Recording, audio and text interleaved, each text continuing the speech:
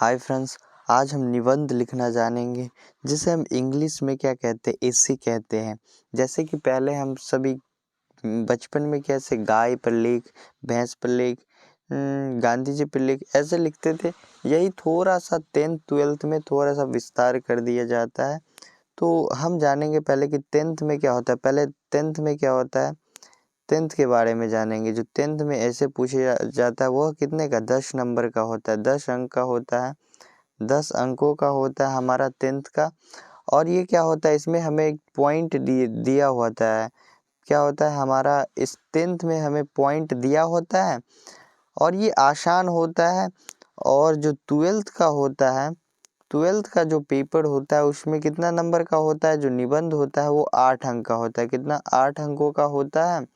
12th में जो होता है वो 8 अंकों का होता है। और यहाँ जो होता है, इस 12th में हमें टॉपिक पॉइंट नहीं दिया होता है। जो टॉपिक आता है हमें उसका पॉइंट नहीं दिया रहता है, वहाँ पे खुद से पॉइंट बनाया जाता है। या फिर क्या होता है, या फिर बिना पॉइंट का भी बनाया जा सकता है। बिना पॉइंट का भी हम क्या कर सकते हैं, ऐसे को हम लिख सकते हैं। बिना पॉइंट में भी लिख देंगे तो कोई इशू नहीं होगा, नंबर आसानी से मिल जाएगी। पहले तो आप जानते हैं क्या कि हमें क्या, अब ऐसे के बारे में जानते हैं कि ऐसे लिखते समय हमें, ऐसे हम कैसे लिख सकते, ऐसे के बारे में हम जानेंगे। ऐसे कैसे लिख सकते हैं, तो ऐसे हमें पहले लिखने के लिए क्या करना होगा, ऐसे हम लिखेंगे। तो ऐसे को हम लिखने के लिए हमें क्या करना होगा, हमें ऐसे लिखने के लिए पहले उस किसी भी टॉपिक का क्या होना चाहिए, किसी भी टॉपिक का हमें ज्ञान होना चाहिए।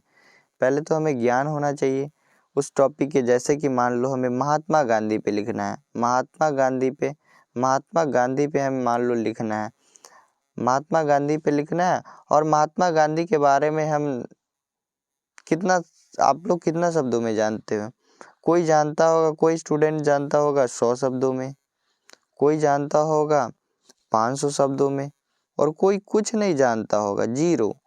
तो आपके ऊपर डिपेंड करता है कि आप उस टॉपिक के ऊपर आप कितना जानते हो, उस टॉपिक के रिलेटिव, उस टॉपिक से रिलेटेड कितना आप लोग क्या लिख सकते हो। ये आपके ऊपर डिपेंड करता है, आपके नॉलेज के ऊपर डिपेंड करता है। आपको उस टॉपिक के लिए क्या करना पड़ेगा, पढ़ना पड़ेगा। इम्पोर्टेंट है क्या, पहले निबंध लिखने के लिए हमें क्या पढ़ना है, पढ़ना पड़ेगा। हर टॉपिक से लेकर हमें जानकारी रहनी पड़ेगी। तो इसीलिए आप लोग क्या करना है, निबंध के लिए आप लोग खुद से क्या कर लीजिएगा, PYQ। जो PYQ होता है वो अक्सर PYQ से ही पूछा जाता है। आप लोग जाकर देखिएगा, हर बार का निबंध 3 से 4 निबंध, कितना कितना आता है, 4 से 5 निबंध आता है। उसमें से दो निबंध क्या होता है, पीछे जो पूछे गए सवाल है उसी से आ जाता है। तो ये होगा, आपको पहले पढ़ना पड़ेगा। अब निबंध लिखते समय हमें क्या ध्यान रखना पड़ेगा, निबंध जो हमें, निबंध लिखते समय हमें क्या लिखते समय क्या बातें को ध्यान में रखना पड़ेगा, लिखते समय बातें को। तो लिखते समय हमें पहले क्या करना पड़ेगा, उस टॉपिक से रिलेट ही लिखना होगा। टॉपिक से रिलेट, उस विषय से रिलेट ही लिखना पड़ेगा। जो विषय है उससे रिलेटिव ही हमें क्या, उस क्वेश्चन को लिखना होगा। उस टॉपिक से अलग कोई टॉपिक हमें नहीं उसमें बीच में लाना है, ठीक है। नेक्स्ट हमें क्या करना पड़ेगा, दूसरा जो पॉइंट है, हमें अशुद्धता पर ध्यान रखनी पड़ेगी। अशुद्धता जो हमारी है, अशुद्धता जो हमारी है, अशुद्धता को हमें क्या ध्यान में रखना पड़ेगा। अब जो हमसे गलती होती है उसे हमें कम से कम क्या गलती करनी पड़ेगी। जैसे कि मान लो हमें किताब लिखना है, किताब है, किताब रियलिटी में ऐसे लिखा था, और आप मान लो कोई बच्चा ऐसे लिखा किताब, तो क्या वो अशुद्ध है कि नहीं, ये अशुद्ध है ना, बिल्कुल। और ये क्या है, शुद्ध है, तो यही अशुद्धता हुआ, ठीक है। तो अशुद्धता को ध्यान में रखना होगा।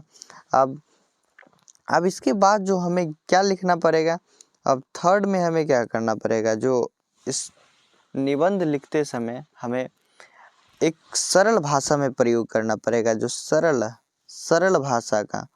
सरल भाषा, जिससे क्या होगा, एग्जामिनर हमारे टॉपिक टॉपिक को अच्छी तरह समझ सके।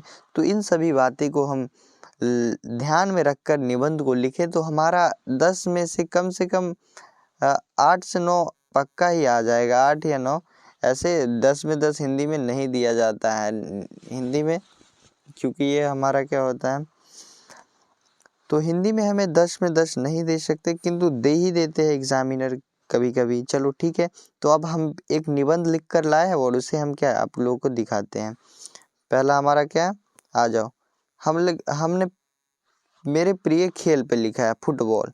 अब इस पे क्या होता है, इस टॉपिक पे हमें क्या, पहले हमें क्या लिखना है, भूमिका। यहाँ देखो हमें क्या भूमिका लिखना है, दूसरा हमें लाभ, तीसरा हमें निष्कर्ष। ये 3 टॉपिक हमें 10th में दिया होता है, ऐसे 12th में नहीं दिया रहता है, खुद ही पॉइंट बनाना होता है। बस उसमें क्या होता है, मेरे प्रिय खेल पे ही बस।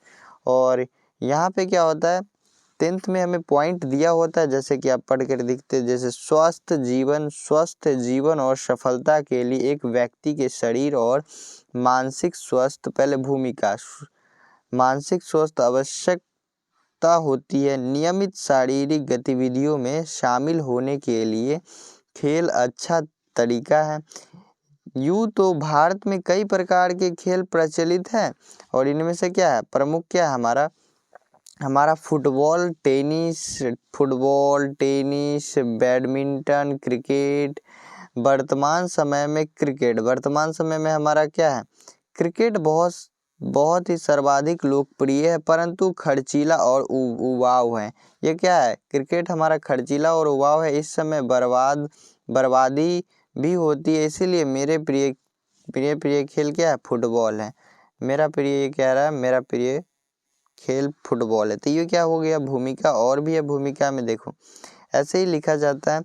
और क्या होता है, फुटबॉल खेल के लिए मैदान में खेला जाता है। यह खेल 2 दलों के बीच होता है, प्रत्येक दल 11 खिलाड़ी होते हैं और जिनका लक्ष्य एक दूसरे के खिलाफ अधिकतम गोल करना होता है। इस खेल के अंतर्राष्ट्रीय प्रतियोगिता 90 मिनट की होती है, ये 90 मिनट खेला जाता है। अब इसके बारे में हमने भूमिका लिख दिया ऐसे, अब ये पूरा भूमिका हो गया। अब इसके बाद हम क्या करेंगे, इसका लाभ, ये जो खेल का हमें क्या लाभ होता है उसके बारे में हम लिखेंगे। टॉपिक नंबर 2 अब इसमें डालेंगे, पैराग्राफ चेंज करेंगे और फिर हम टॉपिक नंबर 2 डालेंगे। तो लाभ हमारा क्या हो जाएगा, फुटबॉल से हमें क्या लाभ होता है, इसके बारे में यही होता है। फुटबॉल से क्या होता है, फुटबॉल वह है जो व्यक्ति शारीरिक, मानसिक और सामाजिक स्वस्थ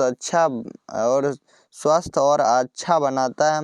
यह मनोरंजन महान स्रोत है जो शारीरिक और मन को तरोताजा कर देते। फुटबॉल खिलाड़ी खेल में ही क्या करता है, खेल में ही जीवन के लिए संघर्षों को उतार चढ़ाव से भलीभांति परिचित हो जाता है। इस खेल से सहयोग, दलीय अनुशासन की भावना स्वतः आ जाती है। खेल के मैदान में खिलाड़ी अपनी स्वतंत्र सत्ता भूल जाते हैं। उसके समान दल सम्मान रक्षा मुख्य ध्येय बन जाता है। खेल में किसी एक खिलाड़ी की जीत या हार नहीं होती है, खेल में किसी पूरी टीम की होती है। जो भी खिलाड़ी टीम की भावना सीखता है। तो ये हो गया हमारा खेल का लाभ। और निष्कर्ष, हमें फुटबॉल के निष्कर्ष के बारे में अब लिखना है। ऐसे ही हमें क्या करना पड़ेगा, फिर पैराग्राफ चेंज करेंगे और यहाँ पे हमें पॉइंट लिखना है, टॉपिक लिखना है और उसके बाद हम लिखते चले जाएंगे। फुटबॉल के अंतर्राष्ट्रीय खेल है, ये निष्कर्ष है। ये उच्च भावना का विकास होता है, लेकिन जब टीम का कोई सदस्य विपक्षी टीम से मिलकर परिणाम प्रभावित करता है तो खेल के भावना को हानि पहुंचता है। तो ये क्या हो गया हमारा निष्कर्ष। निष्कर्ष में क्या होता है कि जो हम ऊपर से नीचे तक जो पढ़े हैं उस सभी में, उस लाभ हानि सभी में से थोड़ा थोड़ा हमें जानकारी हासिल करके इसमें लिख देना होता है। तो ये हो गया हमारा एक ऐसे हम लिखे हुए थे जो 12th के लिए। तो इसमें हमें खुद बनाना पड़ता है विचार बिंदु। और ये क्या हो गया हमारा ऐसे कंप्लीट हो गया। तो क्या आप लोगों को ऐसे समझ में आ गया, लिखना आसान में आ गया, क्या पूरी तरह आपको समझ में आ गया, ऐसे समझ में आ गया? तो फिर हम मिलते हैं नेक्स्ट वीडियो में। तब तक के लिए आप लोग इस ऐसे को आप लोग कंप्लीट कर लेना। फिर हम मिलते हैं नेक्स्ट कोई पत्र, या फिर हम देखते हैं पत्र लेखन पर भी हम आएंगे। पत्र लेखन भी 5 से 10 नंबर का होता है हिंदी में।